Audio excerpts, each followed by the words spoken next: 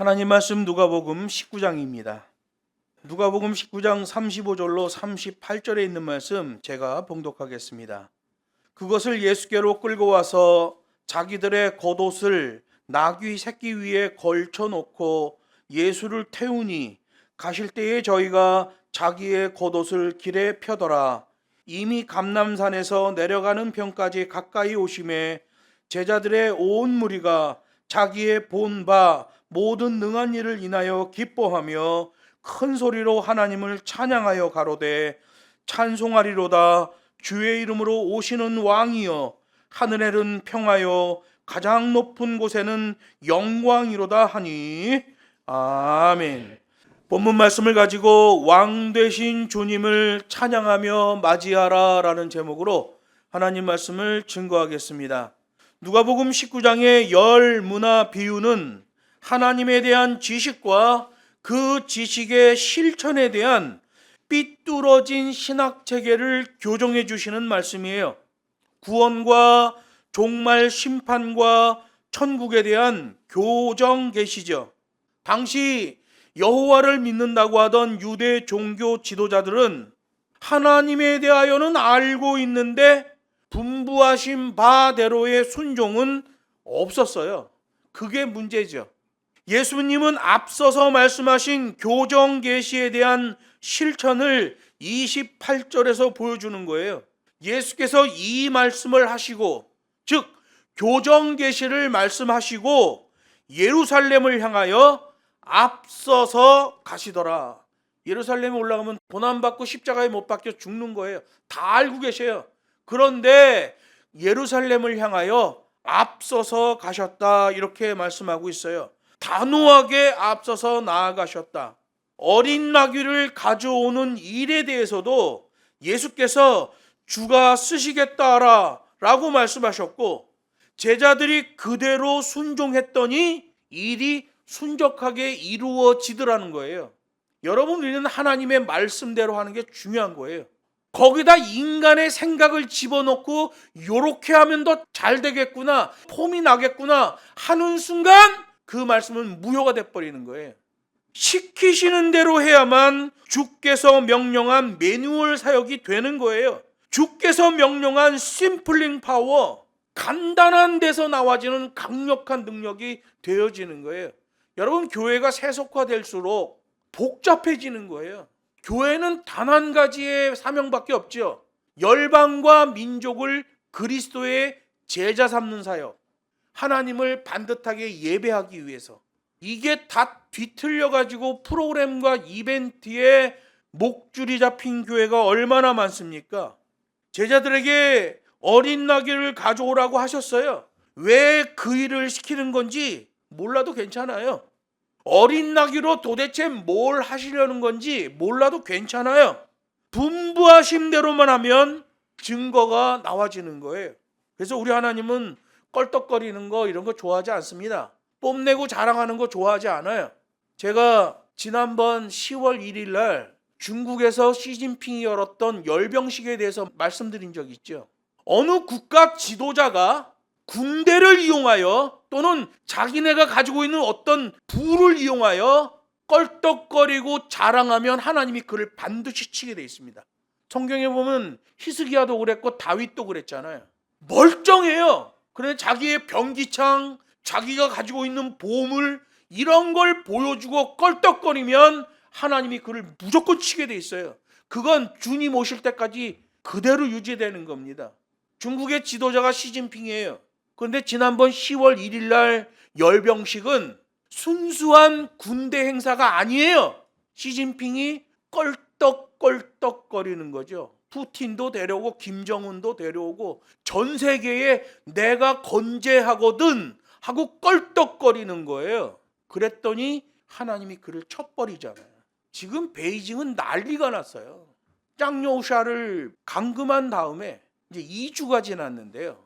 균형추가 짱요샤 쪽으로 기울고 있습니다. 정치국 7명의 최고 수뇌부들 중에 2명이 후진타오 쪽으로 기울었어요. 후진타오가 총대를 메고 앞으로 나왔죠. 지난번 주석 후진타오는 껄떡대는 사람이 아니에요. 그 사람은 무엇을 하든지 간에 전체 회의를 열어서 중지를 모아 그대로 하던 사람이에요. 근데 이 시진핑이 지난번 10월 1일 날 열병식 행사에서 엄청난 교만을 떨었습니다. 우리나라 지난번 대통령도 국군의 날 행사 순수하게 하지 않았죠. 그냥 쳐버리는 겁니다. 하나님이. 여러분 껄떡거리면 안 돼요. 예수님 당시의 종교 지도자들 보세요. 자기네가 가지고 있는 권력, 기득권 껄떡거리잖아요. 그냥 다 날아가는 겁니다. 여러분 교회도 마찬가지고요. 어느 작은 회사를 운영해도 마찬가지예요. 절대로 껄떡거리면 안 돼요.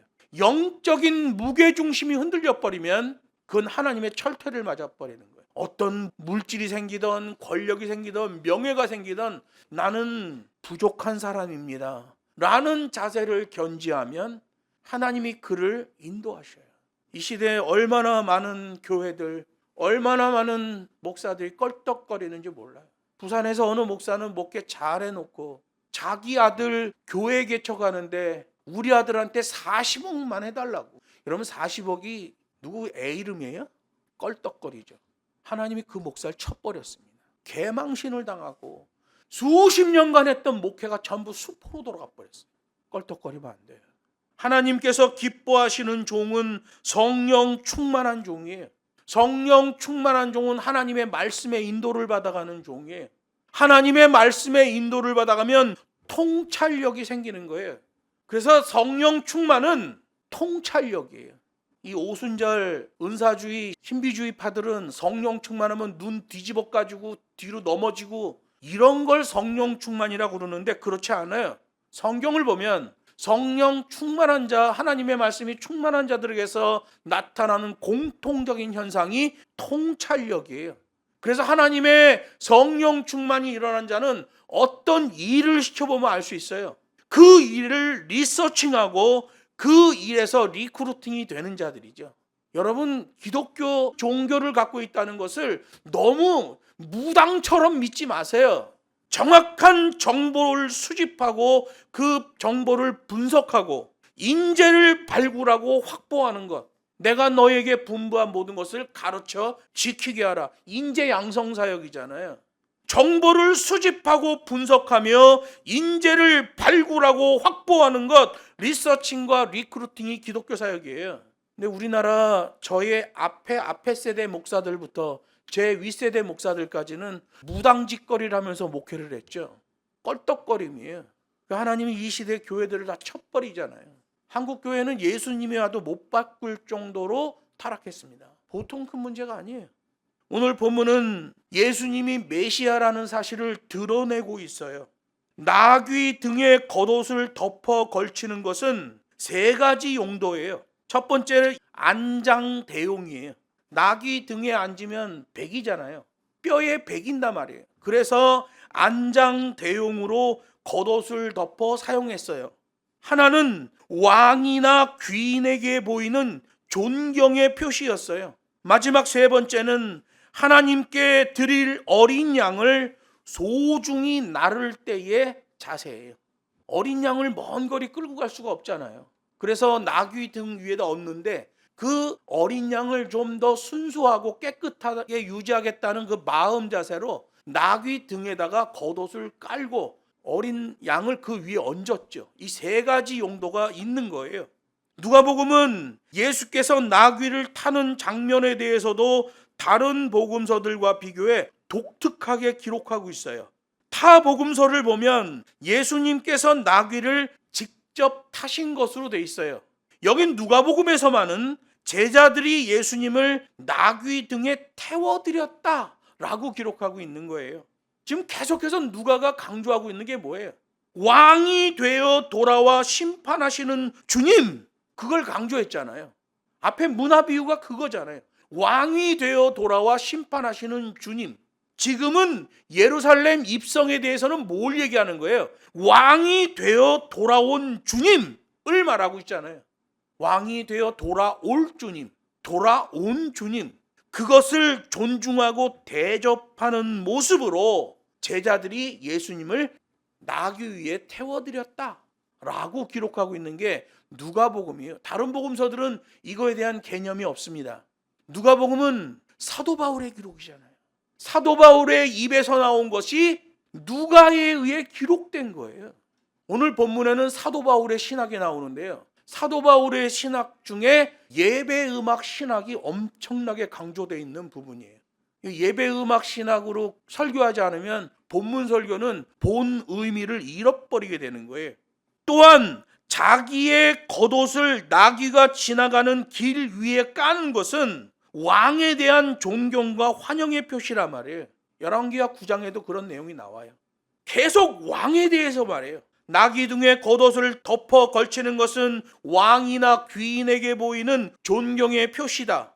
왕이 되어 돌아와 심판하실 주님, 왕이 되어 돌아온 주님, 길 위에다 옷을 까는 왕에 대한 존경과 환영, 계속해서 그 얘기를 하고 있는 거예요. 지금 돌아온 왕은 뭘 하시는 분이에요? 심판을 하실 분이에요. 이게 바울의 신학의 주도성이거든요. 아주 용이 주도한 그 주제가 그 밑에서 맥으로 흐르고 있는 거예요. 누가복음 9장 36절에서는 겉옷을 바닥에 깐 자들을 저희라고 말하고 있습니다. 저희라고 말하는 것은 제자들을 말하는 거예요.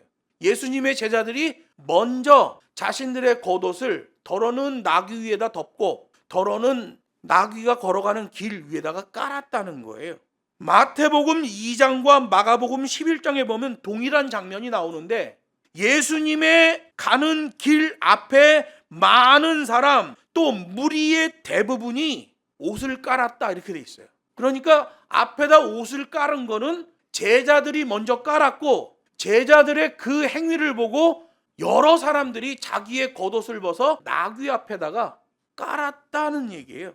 그리고 나뭇가지도 길에 펼쳤다라고 마태복음과 마가복음이 기록하고 있어요. 요한복음 12장도 그걸 말하는데요. 그 나뭇가지가 종려나무였다라고 말하는 거예요. 종합해보면 뭘까요? 제자들은 자신의 옷을 나귀에 얹은 후 예수님을 태워드렸고 자신들의 겉옷 일부를 나귀 앞에다 깔았다는 거예요.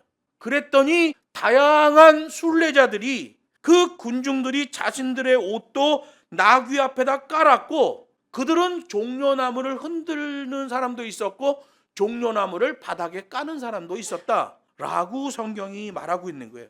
이게 뭐예요? 왕에 대한 의전 행위란 말이에요.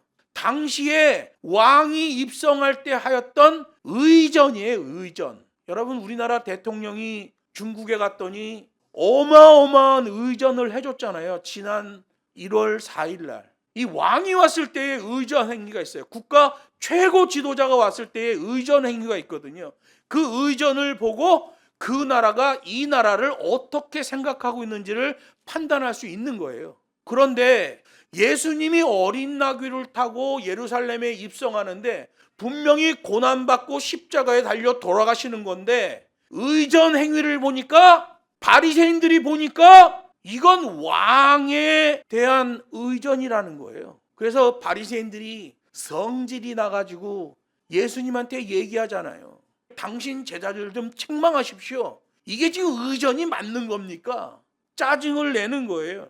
예수님께서는 그렇게 자신이 이스라엘의 구원자는 물론 온 세상의 구원을 위하여 오신 메시아라는 사실을 드러내고 있는 거예요. 메시아이심을 드러내는 장면, 왕의 의전이 나와지고 있죠.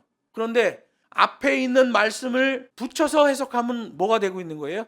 예루살렘에 올라가시면 심판하시는 거죠. 예수님이 십자가에 달리는 그 순간에 지옥 갈 자와 천국 갈 자들이 구분이 되는 거예요. 당시 예수님을 환호했던 많은 순례객 군중들, 그들의 대다수는 예수님을 정치적 메시아로 오해했고 민족적 메시아로 오해했어요. 왕이 되어 돌아온 주님에 대한 지식적 오해죠.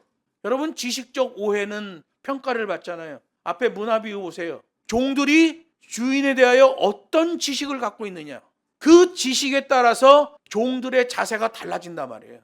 평가를 받아요. 반듯하게 자세 잡는 자는 구원을 받고 반듯한 자세를 못 잡는 자는 버려진단 말이에요. 열문화 비유에서 말하잖아요. 세 번째 종, 그 밑에 있는 7명의 종도 다 잡아다가 내 앞으로 끌고 오고 내 앞에서 직접 죽여라. 이렇게 명한단 말이에요. 여러분, 복음은 절대로 관대한 복음이 아니에요. 신약의 복음은 구약의 복음보다 더 강화되어 있어요. 왜? 구약을 완성한 복음이기 때문에 더 명확하고 더 강하게 되어 있단 말이에요. 여러분, 예수님이 십자가에서 못 박힐 때 양편에 못 박힌 강도들이 있습니다. 한 사람은 자세 잡습니다. 주님, 저를 용서해 주십시오. 저를 기억해 주십시오. 한쪽의 강도는 주님을 힐난합니다. 조롱합니다. 길이 갈려버려요. 여러분, 주님의 십자가 사건은 심판과 구원의 기준이에요. 우리가 어떤 자세를 잡느냐 중요한 거죠. 그리고 37절부터 메시아의 노래가 다시 울려 퍼지는 거예요. 여러분, 우리가 예배 때 기록된 성경을 읽은 다음에 성가 찬양이 올려지잖아요. 왜 그럴까요? 찬양으로 쭉 가요. 시와 찬미와 신령한 노래로 찬양하라. 사도 바울의 신학이잖아요. 사도 바울에 의해 기록된 누가복음, 여기도 찬양에 대한 정확한 신학이 나옵니다. 이게 기독교의 핵심 절정이에요. 여러분, 예배 때 도입부터 쭉 찬양하고 기도하고 쭉 올라가다가 시와 찬미와 신령한 노래로 찬양하다가 기록된 하나님의 말씀을 선포합니다. 기록된 하나님의 말씀을 선포하면 그 말씀을 주신 하나님께 영광의 찬양을 드리는 거예요. 그게 성가 찬양이죠. 그 영광의 찬양을 드린 다음에 기록된 말씀을 해석된 말씀으로 설교하는 해석의 말씀이 나와지는 거예요. 그래서 예배의 최고점, 클라이막스는 영광의 찬양, 그 계명을 주신 하나님에 대한 찬양이죠. 예배가 그렇게 돼 있는 거예요. 여호와의 예배가 그렇게 돼 있어요. 오늘 본문에서 그 영광의 찬양이 나오는데 누가복음 저 앞에 있는 내용과 구약시대에 있는 근거의 원곡 찬양도 가져오고 종말에 있을 찬양까지 다 집어넣습니다. 성경적 교회음악, 신학적 교회음악이 오늘 본문에 다 들어있는데 그게 클라이막스가 38절인 거예요. 예수님을 향하여 환호를 했던 사람들은 첫째로 제자들이죠. 제자들은 계속 예수님을 따라다녔잖아요. 그리고 갈릴리 가버나움에서부터 동행한 사람들이 있어요. 예수님이 움직일 때마다 계속 따라 움직이죠. 그래서 예수님이 그들도 계속 먹이셔요. 오리지널로 따라온 건 제자들. 그리고 계속 따라오면서 이적을 경험하면서 예수님의 가르침을 받고 계속 동행했던 가버나움, 갈릴리로부터 온 사람들도 있어요. 그리고 여리고로부터 동행한 사람도 있어요. 구여리고를 지나 신여리고를 통과하여 감람산으로 오르게 되는데 그 구여리고와 신여리고를 지나면서 여러 일들이 있었죠. 특별히 구원론 끝판계시가 두 사람에게서 나오잖아요. 바디메오라는 사람에게서 나오고 삭개오라는 사람에게서 나와요. 삭개오의 집에서는 식사를 하시고 말씀하셨는데 사람들이 또 장로의 유전으로 예수님의 말씀을 평가하시니까 예수님이 교정계시를 주신 거예요. 그리고 예루살렘으로 올라가는데 오늘 본문에 나오잖아요. 감람산 근처까지 왔다. 거기가 벳바게랑 베단이라는 마을이 거기 같이 있어요. 베다니에 왔더니 예수님이 일전에 나사로를 살린 적이 있잖아요. 나사로는 살아난 다음에 10여 일 후에 종교 지도자들이 자객을 보내서 죽여버립니다. 예수님이 부활시킨 나사로가 계속 살아있으면 당시 종교 기득권을 갖고 있던 바리새인들이 위험해요. 그러니까 자객을 보내서 나사로를 죽여요.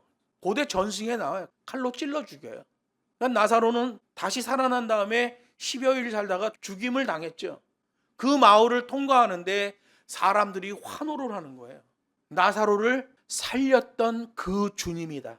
그리고 어린 나귀를 빌려줬던 그 벳바게에 있는 나귀 주인도 나와서 만세를 부르고 있는 거예요. 그는 예수님에 대해서 알고 있는 자였죠. 제자들 따라왔죠. 갈릴리 가버나움에서부터 따라온 사람들이 있죠. 구여리고와 신여리고를 통과하면서 따라온 사람들이 있죠. 그리고 벳바게와 베다니에서 많은 사람들이 그 보았던 것을 기억하고 환호하며 예수님을 따르게 된 거예요. 그들이 예수님을 찬양한 것은 본문에서 언급하는 것처럼 자신의 본 바 예수님의 모든 능력의 일들 때문이다 라고 성경이 기록하고 있잖아요. 여러분, 찬양은 자기의 감정을 노래하는 게 아닙니다. 찬양은 하나님의 본성, 그 존재를 찬양하고 그분이 하신 말씀과 그분이 하신 일을 찬양하는 거예요. 찬양 가사는 그거로만 돼 있어야 돼요. 그런데 감성주의 기독교인들은 자신의 느낌을 찬양 가사화 시키는 사람들이 있습니다. 자기 기분이 좋아 그 노래 부르면. 그러면 안 돼요. 그건 예배 음악의 차원에서 보면 완전히 하나님을 거부하는 노래입니다. 인간의 감정을 노래하면 안 돼요. 여러분, 이 시대의 교회들은 반드시 찬양 가사를 성경적 교회 음악과 신학적 교회 음악으로 검수를 해야 됩니다. 찬양을 검수하지 않고 노래 부르면 찬양의 제사드리며 성소로 나아갑니다. 나아감이 부정되는 거예요. 헛발질이죠. 찬양의 제사가 되어져야 된단 말이에요. 이 시대에 얼마나 많은 교회들이 엉터리로 가르치는지 몰라요. 여러분, 초대교회 때는 교회마다 2개의 학교가 있었어요. 말씀 사경학교와 가창학교가 있었어요. 찬양을 어떻게 부르는 것인가, 시와 찬미와 신령한 노래로 하나님을 찬양하라고 하는데 어떻게 해야 되는가? 6일 창조의 목적도 찬양이잖아요. 이 백성은 내가 나를 위해 지었나니 나의 찬송을 부르게 하려 합니다. 예수 보낸 이유도 찬양이에요. 에베소서에 나오잖아요. 예수를 보내 너희를 구원한 것은 하나님의 그 영광을 찬양케 하려 합니다. 찬양이에요. 그래서 오늘 본문 여기에 나오는 찬양이 기독교 신학의 핵심입니다. 그런데 이 말씀을 그냥 겉핥기로 지나갑니다. 그 목사는 예배 음악 찬양을 공부하지 않은 목사예요. 그걸 모릅니다. 그래서 양키 신학 떠벌리고 끝나버립니다. 오늘 본문 37절에서는 큰 소리로 하나님을 찬양하여 라고 했는데, 이 말씀의 원문으로 들어가면 예수님의 활동을 하나님의 활동으로 일치화시키는 거예요. 큰 소리로 하나님을 찬양하여 라는 말이 예수의 활동은 곧 하나님의 활동이다 라는 말이에요. 이게 바로 바울 신학이죠. 예수님께서 행하시는 모든 일, 가르침, 이적, 표적, 이런 모든 것이 하나님의 능력으로부터 나와지는 영광이라는 거예요. 철저한 일치성이죠. 예수께서 우리에게 요구하시는 것도 뭐예요? 내가 너희에게 분부한 모든 것을 가르쳐 지키게 하라. 딴말하지 말고 내가 분부한 것만 가르쳐라. 철저한 일치성이에요. 예수님의 교훈을 통하여 하나님의 구원에 접근되어진다는 거예요. 그래서 요한복음 14장에서 말씀하시잖아요. 나는 길이요 진리요 생명이다. 프로세싱 언어예요. 내가 길이기 때문에 진리이고 내가 진리이기 때문에 생명이다. 이렇게 말씀하시는 거예요. 철저한 일치성이죠. 예수님의 교훈에 일치되어 하나님의 천국에 이르는 진리, 이렇게 말씀하시는 거예요. 열무나 비유의 첫 번째 종과 두 번째 종을 보세요. 주인에 대한 정확한 지식을 가지고 있죠. 그래서 갔다 온 주님에게 칭찬을 받고, 첫 번째 종은 10고을 다스리는 권세를 받고 두 번째 종은 5고을 다스리는 권세를 받게 돼요. 여러분, 우리가 하나님의 말씀에 온전히 충성하면 주와 함께 왕노로 타리라, 이렇게 말씀하셨어요. 껄렁껄렁거리고 세속주의를 교회에다 접목시킨 그런 교회는 성경 본문으로 보면 구원에 이를 수가 없습니다. 여러분, 성경은 관대하지 않아요. 법과 식대로란 말이에요. 여기 38절을 보면 군중들이 시편 118편 26절을 인용해 노래하고 있는 걸 보게 돼요. 시편 118편 26절을 보면 여호와의 이름으로 오는 자가 복이 있으며 하며 찬양합니다. 여호와의 이름으로 오시는 그 사람은 하나님의 권위를 가지고 오는 자라는 거예요. 권위자라는 거예요. 이게 신학이죠. 바울 신학이에요. 하나님의 이름으로 온 그분은 곧 동일한 권위를 가진 분이고 동일한 인격을 가진 분이고 동일한 존재이신 분이다 라고 말하는 거예요. 그래서 사도 바울의 신학을 보면 구약시대에 아담과 하와가 범죄한 그때부터 하나님의 구원 계획은 종말을 향하여 달려가고 있는 거예요. 구약에서부터 시작된 심판이 예수 그리스도의 복음에도 그대로 유효하고 그 종말에 대해서 말씀하시는 게 예수님의 복음이에요. 또한 누가는 다른 복음서에서 없는 왕이여라는 단어를 언급합니다. 왕이 되어 돌아와 심판하시는 주님을 앞에서 말했잖아요. 왕이 되어 돌아올 그분은 사람들한테 귀인이라는 칭호를 받는 사람이에요. 사람들이 그를 저 사람은 귀인이다. 유게네스, 귀인이라는 말은 이스라엘 사람들이 생각할 때 자기 종들을 사랑하지만 그 종들이 범죄했을 경우에는 매우 엄격하게 판단하는 분이라는 말이에요. 그래서 왕이라는 말이 나올 때마다 이 말은 심판 계시로서의 왕을 얘기하는 거예요. 지금 계속 왕이잖아요.